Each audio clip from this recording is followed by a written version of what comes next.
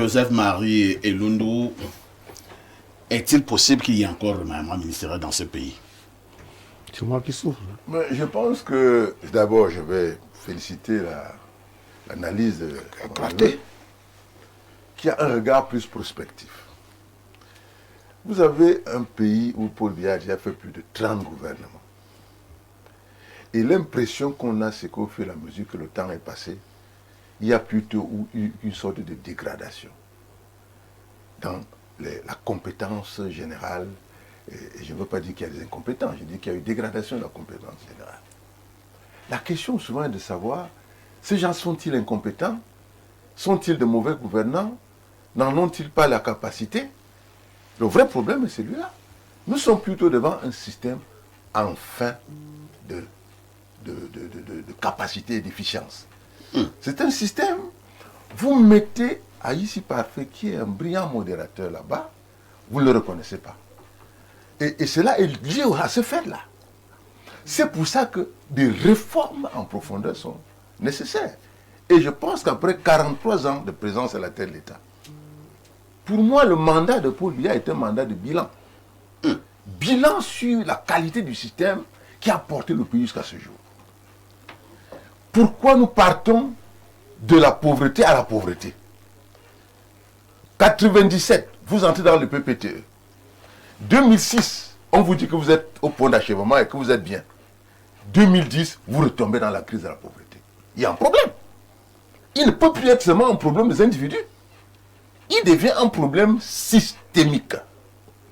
Et là, le retard que nous accumulons dans ce que nous appelons le remaniement ministériel nous montre d'ailleurs la fragilité extrême de ce système. Où les interventions des gens sortent de gauche à droite. On se demande, et puis, qui fait quoi? Est-ce que vous savez que ce système a tout mis en place, mais rien n'est respecté dedans? Tout à l'heure, on était sur un sujet où rien n'est respecté. Vous prenez la décentralisation, on vous dit qu'il faut 15% du budget aux régions. Ça représente, si vous prenez un budget de 6 000 milliards, ça représente à peu près, je prends un minimum de 6 000 milliards, ça représente à peu près 900 milliards qui devraient être dans les régions. C'est-à-dire 90 milliards pour chaque région. C'est tout. Vous n'avez jamais atteint 3 milliards ou 4 milliards dans une région? Ça veut dire que nous faisons dans la fiction et la fémania institutionnelle. Ça veut dire même que nous n'avons même pas le budget dont on parle. Ça veut dire que nous avons un problème de fond, de comptabilité nationale, de capacité à capter le produit intérieur brut du pays pour le mettre à la disposition de l'État et des organisations qui doivent contrôler le pays. C'est ça la réalité. Nous avons la démocratie. Nous devons interroger la démocratie.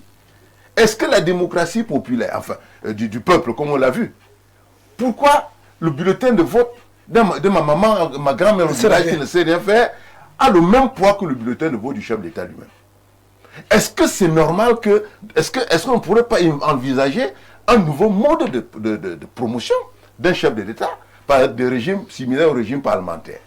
Pourquoi ne pas ramener le Premier ministre en force comme étant effectivement un vrai Premier ministre capable de diriger comme on le voit dans... Mais le Premier ministre vient de le démontrer. Et que le Premier ministre, mais bien sûr, et vous voyez que ça étonne les gens. Alors ça étonne même les gens, même y compris des grands spécialistes, que le Premier ministre prenne en main une situation d'une petite société qui ne représente absolument rien sur le plan national. Petite société. Non, je parle de la SGS. Ah, d'accord. Qui n'est rien du tout, c'est-à-dire que cette affaire pouvait passer sans qu'on s'en rende même compte. Mais on parle là de sécurisation, ce n'est qu'une petite société. Même s'il s'agit de sécurisation, on n'avait pas besoin de rendre ça si public. Vous appelez les protagonistes, vous leur dites, écoutez, votre mandat là, il n'est plus bon, qu'est-ce qu'on fait pour qu'on se sépare? Et puis on s'en va, et puis on signe les documents, et puis c'est terminé, on nous annonce que désormais, je n'ai plus là, alors pourquoi croyez-vous que cela devrait nous intéresser? C'est pour ça que je vais conclure simplement en disant que un élu du peuple nous parle, en venant, voilà notre élu du peuple. Ils sont dans l'arrière-pays, ils voient les défaillances. Nous, on avait déjà parlé. Ils voient très bien que le modèle de politique économique et sociale qui gouverne le pays jusqu'à présent est un modèle mort. Nous sommes en fin de système, en fin d'efficience. Il ne peut plus produire la richesse. Il ne peut pas produire une démocratie qui n'amène pas les problèmes de tribus, de communautés, de villages, de trucs. Et il faut revoir entièrement cette affaire. Et je pense que le président de la République l'a vu. C'est pour ça qu'il évoque ces réformes de l'État. Aujourd'hui, Mettre en place un gouvernement, c'est un peu comme si vous versez un peu de vernis sur des ongles sales. Ou bien sur une maison qui n'a pas qui n'est pas propre. Je pense qu'il faut repartir en profondeur. Et notre génération a cette mission. Moi, je n'ai aucune intention d'être ministre, ni d'être président de la République. Mon intention... Si on vous nomme, vous allez refuser? C'est pas ça, c'est une question qu'on ne me nommera jamais. Pourquoi me nommerait-on? Pourquoi vous êtes... Je n'ai jamais cherché à être nommé. Les gens qui veulent être nommés, ils savent comment ils font. Moi, ceux qui ont été nommés ne vous dépassent pas trop. Non, c'est pas ça le problème. Vous avez bien dit que c'est discrétionnaire. Donc, je ne peux pas prétendre qu'on ne peut pas me nommer, mais sauf que je sais qu'il y en a qui entreprennent des démarches pour être nommés. Je n'ai jamais entrepris la moindre démarche. Mais ce qui est important pour nous, en tant que citoyens, en tant que patriotes, nous intéressons aux affaires du pays depuis plus de 40 ans. À travers les médias, on a écrit des articles, on est intervenu partout. Nous disons qu'aujourd'hui, nous sommes des observateurs crédibles et audibles. Nous disons qu'il faut changer le modèle de politique économique et sociale. Et je l'ai écrit dans tous les articles. Et sur ce plateau, j'ai dit, un gouvernement aujourd'hui, quel est le casting? Quel est le casting? Est-ce qu'on a des gens ici sur la place qui ont fait des preuves quelque part? Qui va les évaluer? Parce qu'il faut ça. À l'époque, on disait, bon, après, cherche-moi un gars de ton village. Donc, trouve-moi quelqu'un là qui est le fils du chef. Est-ce que, voilà, c'était ça. Est-ce que le Cameroun... C'est sur ces bases-là qu'on nomme les membres du gouvernement au Cameroun. Complètement. Est-ce qu'aujourd'hui, le Cameroun de demain peut encore fonctionner avec des critères aussi subjectifs, y compris même le fait que ce soit un truc discrétionnaire? Je pense qu'il y a un casting qui doit être fait. Dans le cas d'espèce, en mettant en place un nouveau modèle que nous pouvons développer le moment venu, parce qu'il n'y a pas de temps, qui permet qu'on identifie. Vous savez que si vous demandez à Bikoro aujourd'hui, et au Conseil régional du Sud, qui vous pouvez envoyer comme ministre dans l'administration, ils vont vous le trouver. Parce que les conseillers connaissent les gens là-bas. Tout à fait. Vous ne pouvez pas aujourd'hui continuer à faire un peu comme si c'était le Djambo. On dit, bon, tapons les cartes, on va voir qui va gagner. Donc, je pense que c'est la solution pour ma part aujourd'hui. Merci. En attendant, passer la parole au professeur Onangini. Quelques préoccupations de téléspectateurs. Un message qui nous vient une fois de plus de l'Afrique du Sud. Monsieur le modérateur, encore un bon thème. Excusez-moi, le représentant du RDPC raconte quoi? Dont le président de la République du Cameroun a demandé à être réélu. Il n'y avait pas prévu un remaniement après les résultats. Un candidat à une élection n'a pas une idée des réformes qu'il compte opérer. Comment doit-on désormais considérer la parole du président Biya si la notion de prochain jour, soit aujourd'hui, un mois, près de 5 mois après les élections? C'est triste pour le Cameroun. Je pense que la question du téléspectateur est importante, professeur. Le président avait eu à commettre une erreur. Il voulait parler des prochains mois, des prochaines années ou alors des prochains jours. Je pense que le président de la République a été clair. Il a parlé des prochains jours. Maintenant, ça fait un mois. Ne dramatisons un pas mois, non 30 plus. jours. Ne dramatisons pas non plus. On peut comprendre les impatiences. Mais... Impatience est légitime. Oui, je n'ai pas dit qu'elles n'étaient pas légitimes. Je dis simplement, on peut comprendre les impatiences. Vous-même, vous n'êtes pas impatient? Je ne sais pas si je suis impatient. Ce que je sais en tant que spécialiste, c'est qu'un État est comme un véhicule qui se gère avec plusieurs vitesses. On ne peut pas le gérer avec une seule vitesse. Ce qui signifie concrètement qu'une recomposition gouvernementale est le bienvenu. Et qu'est-ce qui bloque? Attendez, elle n'empêche pas qu'on s'inscrive dans une dynamique plus longue en termes de restructuration, en termes de réforme. Ce ne sont pas des choses qui sont contradictoires. On peut avoir dans la visée du moyen terme ou du long terme le projet de transformer, de changer le pays. Et dans le court terme, on peut se dire que pour aller vers ce changement du pays, il faut un gouvernement avec un profil d'hommes qui sont en mesure de le faire. Et la vision donc, c'est de leur dire, et même dans une certaine mesure, de négocier avec ceux-là, à partir du moment où ils sont choisis, comment ils vont conduire leur mission. Sur la base d'une lettre de mission précise et sur dans la base maintenant, au vu du passé, de la nécessité d'une coordination renforcée qui évite les brouillages souvent artificiels qui sont créés, comme on a vu avec l'affaire de la SGS. Donc, donc, si quelqu'un dit, je répète ce que j'ai déjà dit ici, si quelqu'un dit au président Paul Biya que la recomposition du gouvernement n'est pas nécessaire, c'est comme on dirait au quartier, un noyeur. Une action politique. On peut quand même trouver des noyeurs à côté de lui. Je dis si quelqu'un lui dit ça, c'est que c'est un noyeur. Vous soupçonnez qu'il y a des noyeurs à côté de lui? Moi, je n'en sais rien. Je dis seulement. Mais pourquoi vous évoquez cette question? Oui, mais parce qu'il y a des gens qui peuvent le dire. Ils ont un intérêt. Pour telle ou telle raison.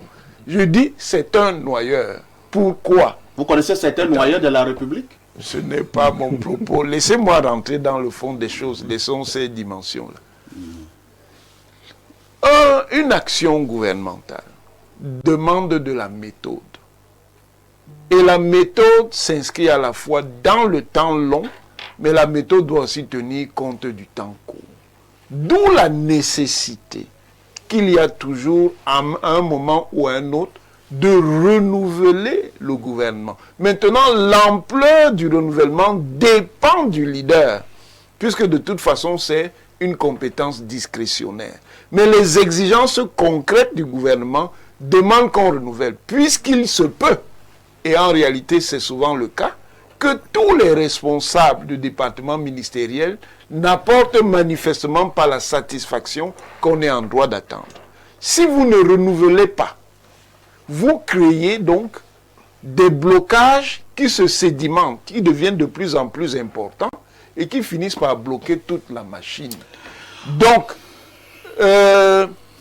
ce que M. Elundu dit sur la nécessité de, disons, de refonder le cadre politique, économique et social du gouvernement s'entend.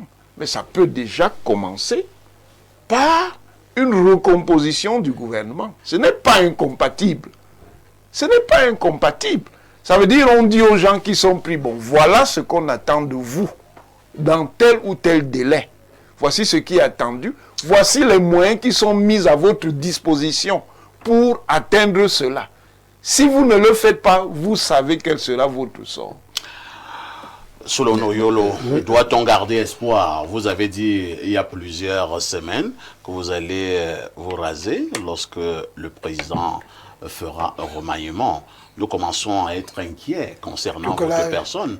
Il ne reste même plus à juger, il reste à Baoula. C'est vrai que je suis triste, et je suis le plus triste d'avoir totalement fait confiance au président de la République dans l'espoir qu'il remanierait. Gardez confiance. Et ne sombrez pas dans le nihilisme. Malheureusement, ça prend du temps. Mais ce que je veux dire, quand vous êtes de plus en plus affaibli. Affaibli et inquiet. La barbe de plus en plus blanche. Parce que ça commence à être compliqué. Mais ce que je voulais dire, c'est que quand j'entends les gens dire que non, on va encore donner du temps pour la prospective, pour les réformes, non, ce n'est plus possible. Donc quand Paul Biya parle des réformes, que ce soit son discours du 31 décembre, où il a parlé d'enfants, de jeunes et puis femmes, ou alors le 6 novembre, quand il a parlé, je crois, non, c'est le 6 novembre, il parle de jeunes et femmes. Le 31 décembre, il parle des prochains jours. C'est vrai, tiens, j'ai discuté avec un exégète de la Bible qui m'a dit, mais attends, le Christ lui-même a dit qu'il reviendra dans bientôt. Ça fait 2000 ans qu'on l'attend, on lui a fait quoi? Donc si Paul lui a dit dans les prochains jours et que ça dure le bientôt du Christ, on ne lui fera rien. Mais je crois que les gens s'amusent quand même un peu. M. Biya a aujourd'hui un pari à tenir. Soit il fait un gouvernement de récompense pour récompenser peut-être ceux qui se sont battus pour qu'ils soient réélus, ou alors il fait un gouvernement d'accompagnement. Attendez, sur cette base qu'on doit nommer ministre, il s'est battu pour qu'on soit réélu et on vous nomme ministre. Ça fait partie de la politique. Vous savez, parfait ici. C'est comme ça se passe partout ailleurs. Vous ne travaillez pas, vous les récompensez sur quoi? C'est pas moi, hein. Comme vous avez fait en sorte que le président soit réélu. Vous avez battu campagne, vous avez donné des sacs de riz au village, et après l'élection, vous êtes nommé, c'est ça? Lorsque feu le Premier ministre Simon Achidi dit que politique et Nayangui, c'est pas moi. Personne. Et à ces ministres qui sont nommés sur cette base-là, vous allez leur demander On des n'a pas résultats? dit que c'est le seul critère. J'ai dit pour l'instant, des réformes, la prospective, on ne peut plus en attendre du président Biya parce que il est fatigué et il y a une trop grande différence d'âge entre les profils à promouvoir et lui-même. Et je viens de dire que la première chose, c'est qu'il y en a qui attendent le gouvernement de récompense, d'autres attendent le gouvernement d'accompagnement. C'est-à-dire des gens qui vont être nommés pour accompagner le président Biya jusqu'à la fin de son mandat. Pas de gouvernement de compétences, pas de gouvernement de technocrates. Monsieur Parfait ici, le Cameroun est l'un des rares pays où on vous nomme, vous ne savez pas pourquoi. Ah bon? On vous enlève, vous ne savez pas pourquoi. On nomme quelqu'un d'autre à votre place, vous ne savez pas pourquoi. Donc on ne vote, non, vous ne pouvez pas convoquer. Monsieur Parfait ici, dans sous l'orage, n'est-ce pas? Seydou Badian Kouyaté dit le séjour à l'eau d'un tronc d'arbre ne transforme pas en crocodile. Et puis je viens même dans mon village, on me dit qu'on ne tord pas l'arbre. On tord l'arbuste. Après 43 ans, vous ne pouvez plus demander au président Biya de nommer des ministres sur la base, n'est-ce pas, de la compétence. Il n'en est pas concerné, il les nomme comme il veut, il change comme il veut, il ne consulte personne.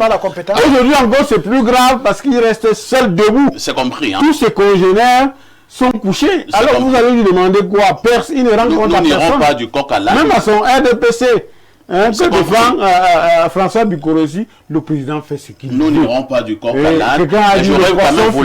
J'aurais quand même voulu accueillir le professeur Wanangini par une actualité. Hein. Le professeur, vous avez quelques soucis du côté du MINFI au niveau du fichier sol? C'est purement kafkaïen.